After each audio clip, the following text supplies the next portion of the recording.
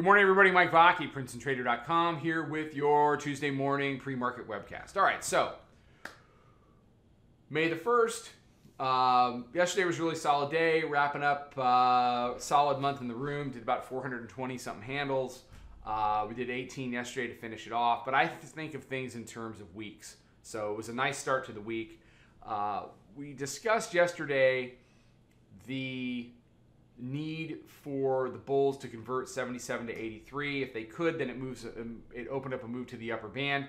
What the bears needed to do was convert weekly pivot at 26.57 to stay there.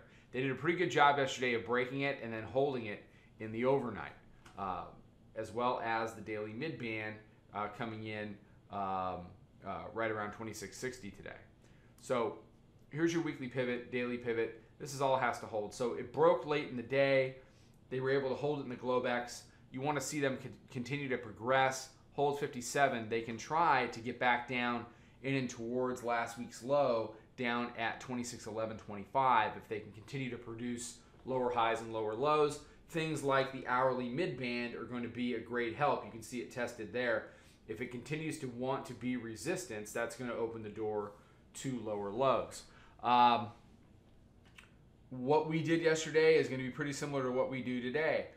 If it demonstrates an inability to trade above an area like 77, we ended up getting short 77 and to the tune of about 20 handles. We reloaded at 59, did that down into the lows of the day.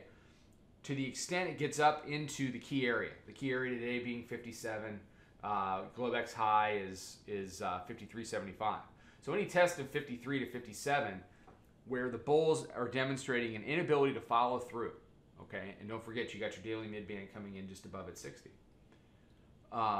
57 to 60 was the area that got us in the second short yesterday at 59. An inability to convert these areas opens them up for sell rallies type activity that can push things to lower lows. So that's the key for me heading into the day. If the bulls want to have a day, if they want to retrace some of this back towards 77, then they can do that. I mean, it's quite possible.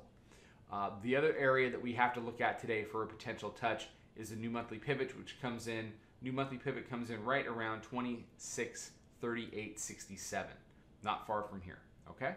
All right, everybody have a fantastic day. I'll catch up with you guys later on social. Welcome to all the new folks in the room, and we'll check out the subscribers in the room in a minute. We open in about 20. Trade them well. I'll talk to you then.